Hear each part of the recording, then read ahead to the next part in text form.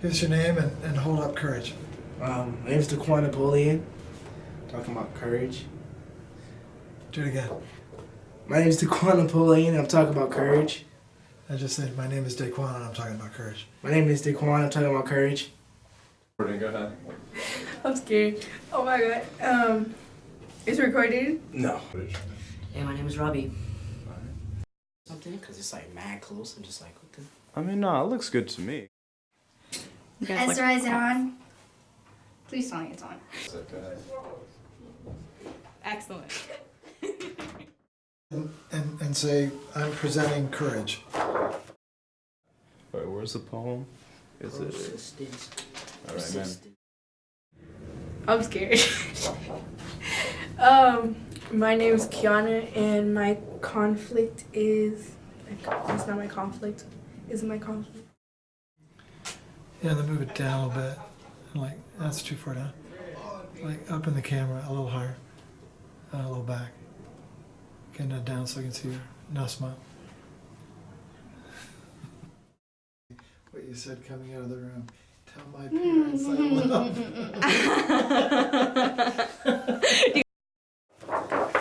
I'm presenting courage. My name's Kathy, My name is Shanae, and our conflict resolution skill is mediation. My name is Kiana, and my conflict resolution skill is empathy. I'm Zaid. I'll go talk about persistence. My name is Daquan. I'm talking about courage.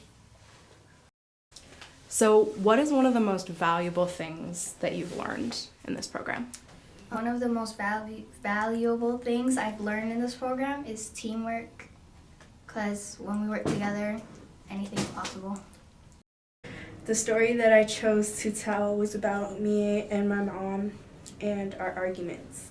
So I decided to choose this because my mom is a very important person in my life, and I really value what she thinks about me and how she views me as a person, and I look up to her a lot. So here I decided to show, like, not an example, but to show what would happen if we did have an argument. So this is basically like the bad side. So I said, me and her are arguing about something and I don't want to listen.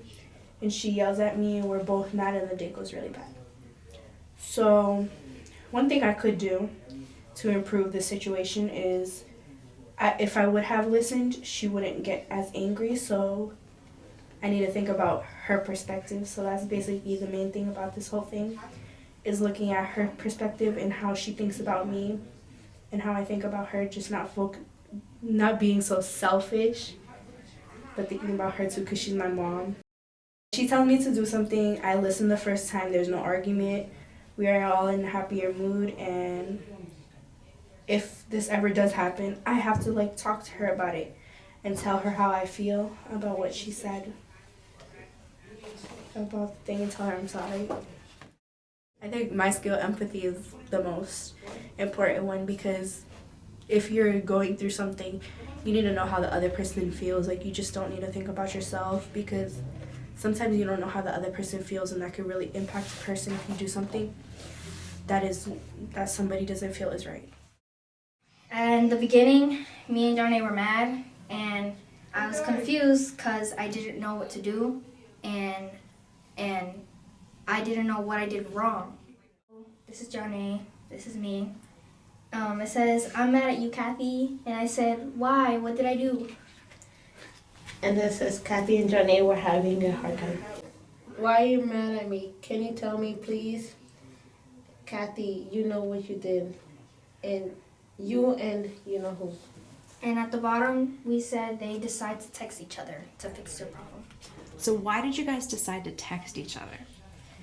Well, at that time, we didn't really want to talk because we felt uncomfortable about the situation, so we decided that probably texting might be the best possible way to talk it out, fix our problem. What's easier about texting?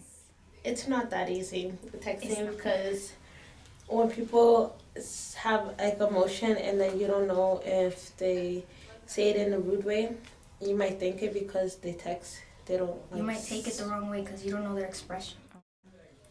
This is our mentor, Jasmine. This is me, and this is Johnny. Jasmine said, "You guys are really quiet. Is everything okay?" And it says, Jasmine realizes the girls are awfully quiet for a long time. You guys are mad again. Instead, you guys should talk it out because texting isn't the best way to solve your problems. You guys could misunderstand each other and think things can get worse. Okay, we can try. Okay. Jasmine had a suggestion, and the girls didn't think it was that bad of an idea. To be continued. At the end, we become friends again. Jasmine says, "My girls, I'm so proud of them." Johnny says, "I'm sorry, Kathy," and I say it's okay. You remember what the kids did in the room when you did your phases? They were very, very respectful about it. They really liked it, and I got a big applause afterwards. That's awesome. It felt comforting. To me, this looks like a butterfly, I guess you can say, with its wings or its whatever, and this, what is it like? It's big wings. Its eyes or antennas, and then it's very colorful. Really nice. And what does it mean to you in terms of your own transformation and your own work on courage? To me, it means that it looks like a big mess when you look at it from afar, but if you look at it close, it looks beautiful. Want to do your poem? The night is dark. He's running. Then there's a spark. It's Mr. Dan. A torch, the lights, the flame, lights up the forest. Ready to collect his boy and put him with the others in his van. He keeps running. Run, boy, I'm coming. He runs. Boy, where you at? He keeps running. The boy, he is but truly a man, dehumanized by a human's culture, treated like a horse, the breaking, the brutality. But boy stays in his head. It. The boy is it, not human, but is treated wrong by his life not being the same. I'm human, he says. I'm human. I'm strong. And hopefully our kind will know how to get along. And he unleashes into the night and trembles. Why did you join the leadership program? Because when I heard what it was about, when it said conflict resolution, I thought that would help me with some of my problems. Name a way that it helped you. I made like a connection with my teachers, and they wrote down what stresses them out, and then I wrote down what stresses me out, and then we were able to say how we can fix things and how we can do better. And do you have an example of that? Science teacher, I didn't like her that much because she seemed to be mean. She told me once I told her what really bothers me, and once I told her once she told me the way she acts, like how, why, I do better in her class now. Cool. Can you show us your piece of art? Oh yeah, it's clutch, it's fire. Oh, see that's savage, right? That's straight savageness. Savageness. Can you read what it says? Says, be who you want to be. That basically means persistence, even though what someone tell you can't be who you want to be. Phase 1? Phase 1 was birth. So when I was born, obviously I was brought into this world, and my biological mother was sick, so she had to give me up for adoption, and then I got my new mom. Phase 2 was my childhood and dealing with adoption. So during my childhood, I was very shy about it, didn't like it. Well, I didn't like it. It was hard for me to just cope with it. So I was very shy and didn't talk to anyone about it. I only asked my mom about it. Like I asked, why am I adopted, or who is my mom, and why she give me up? And I was very shocked that I was adopted. Phase 3 was a new meaning to the word adoption. So when I said to myself adoption, I thought of it was okay. I'm adopted, and I don't really have my real mother with me, but I have a new mom. And I was, like I said, I was still shy. Didn't talk about it, but eventually people started to ask because they're people, they're curious about other people. So they asked me about it. I said, I'm adopted and everything, and they were just I mean, some were okay with it, some were just shocked. Phase 4 was the sealed decision. So the sealed decision was when I decided, yep, I'm gonna talk about it and I'm gonna be a little more open about it, kind of break out of my shell. So when people asked about it, I said, yeah, I'm adopted, you know. My mom, she had me when I was about 18 months. And yeah. And then phase 5 was now. Phase 5 was basically now, and I'm doing pretty well with it. I am more comfortable talking about it, and if you ask me, I can talk about it, about anything. So, said, you could be who you want to be. You could touch the sky. You could fly without wings. Don't ever let someone can't be. You could be who you want to be. Tell these young kids you could dunk like MJ. If you want to be, you could be who you want to be. Don't let your dreams be wasted by someone telling you you can't be. You could be who you want to be. Word. I want to give a special shout out to Jasmine because she's encouraged us so much and she's helped me out a lot and she's been really supportive of me.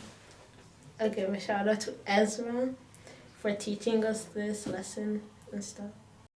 So is there any advice that you would give to people who are struggling with empathy, like now that you've thought about it a lot? Like, Just thinking about like everything in general, like how it's gonna go if you did that, because sometimes you might not always put it in perspective and the situation might go bad, but just like overall reflecting after the day. So we have these reflection packets at school and we reflect like everything that happened, like everything that we did in class that wasn't right, and it makes us feel better at the end of the day because then we come to school the next day and we know what to do and we know what to do is right. So like knowing that the teachers who teach us see this, they're giving us their perspective of what they think we should do.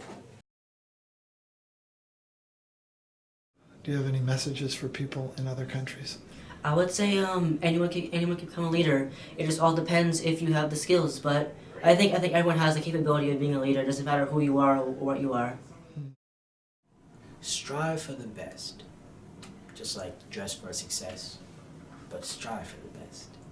Don't stop. Just like doing push-ups, like my gym teacher used to say. Don't stop when your body wants to stop. Stop when you want to stop. So, basically, turn that into life situation. Don't stop at what's just good or what's just okay. Just keep going until you get to the best of the best. Life can sometimes be hard and complicated, but you shouldn't worry because you have people there who have your back.